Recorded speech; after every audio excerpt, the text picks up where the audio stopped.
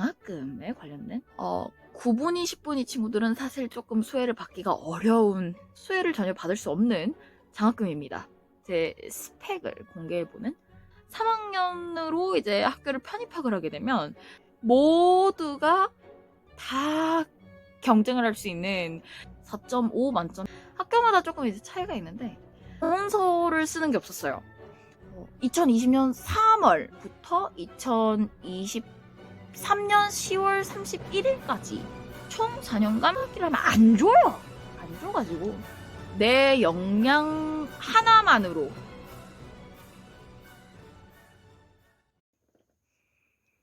안녕하세요 여러분, 잘 지내셨나요? 벌써 방학을 한 지가 한 달이 훌쩍 넘었는데 저는 학교 생활도 열심히 하고 인턴십을 지금 하고 있어서 영상을 원래는 겨울방학 시작하자마자 편집을 또 틈틈이 해서 못 올린 것들을 올리려 했는데 그게 또 이제 마음처럼 잘 안 됐던 것 같습니다. 오늘 들고 온 주제는 장학금에 관련된 이야기입니다. 장학금은 사실은 저랑은 그렇게 큰 연관이 없는 단어 중에 하나인데요. 보통 장학금을 이제 받는다라고 하면 한국장학재단을 통해서 받는 장학금이 보편적으로 알려져 있기 때문에 구분이 10분이 친구들은 사실 조금 수혜를 받기가 어려운 장학금들이 많죠. 이번에 한국장학재단에서 이제 주관을 했던 인문백년 일시 지원으로 장학생 선발이 됐어요. 그래서 오늘은 제 스펙을 공개해보는 영상을 촬영을 해보려고 합니다. 우선은 이 인문백년 장학금 같은 경우에는 학교마다 TO가 조금 다르게 나오는 것 같아요. 일시 지원 장학금만 그런 건지는 잘 모르겠고, 원래는 인문백년 장학금은 2년 단위로 해서 1학년 때 한 번 뽑고 3학년 때 한 번 뽑아요. 근데 저는 편입생이다 보니까 3학년으로 이제 학교를 편입학을 하게 되면 학교에 이제 누적되어 있는 데이터베이스가 없는 상황이기 때문에 수혜를 전혀 받을 수 없는 장학금입니다. 하지만 일시 지원은 또 받을 수가 있어요. 학교마다 조금 이제 차이가 있는데 우선은 저희 학교에서는 29명을 선발을 했어요. 네. 그리고 저는 29명 중 한 명이 됐고 이 장학금이 조금 빡센 이유 중에 하나는 1분위에서부터 10분위까지 모두가 다 경쟁을 할 수 있는 시스템의 프로그램이기 때문에 나의 탁월성을 보여주는 게 매우 핵심적인 프로그램이에요. 그렇다면 저는 지원서에 뭐라고 적어놨을까요?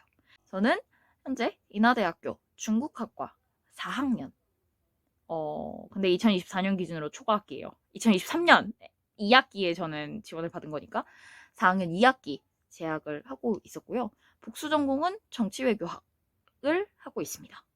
그리고 성적은 2022년 1학기, 2학기, 2023년 1학기 성적, 그렇게 해서 총 3학기의 성적이 저는 들어갔었어요. 4.5 만점에 4.14였고요.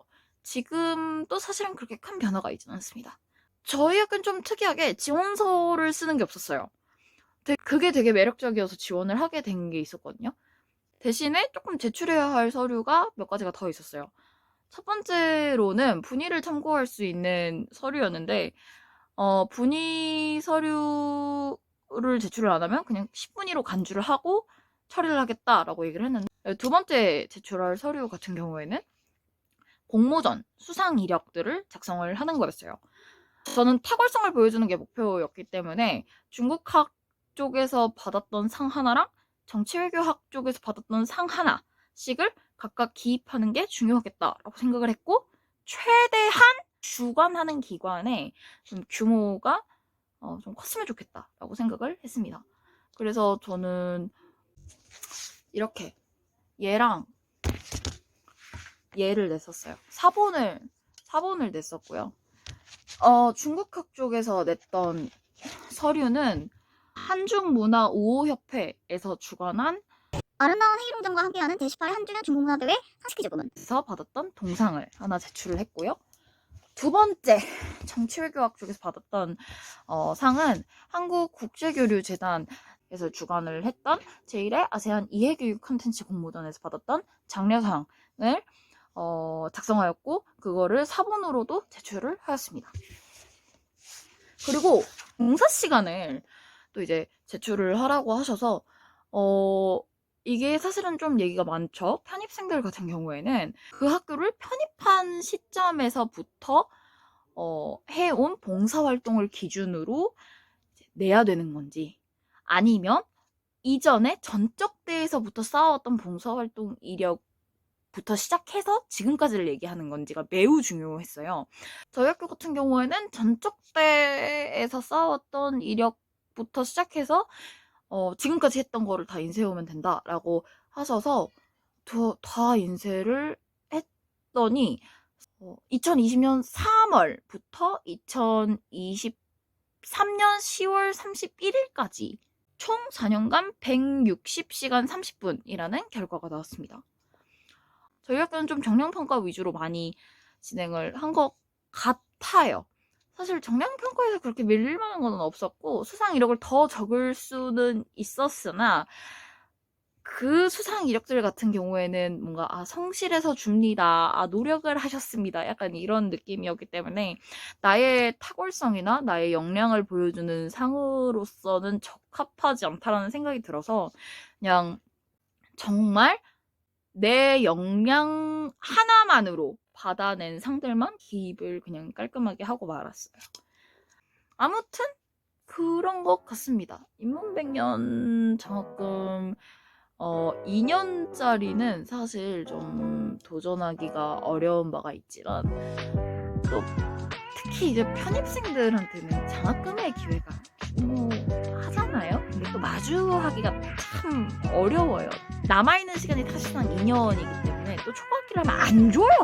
안 줘가지고 아다리가 잘 맞는 분들은 장학금을 좀 받으시면서 여유로운 학교 생활을 하시면 좋겠다라는 생각이 듭니다. 궁금한 점 있으면 댓글 달아주세요.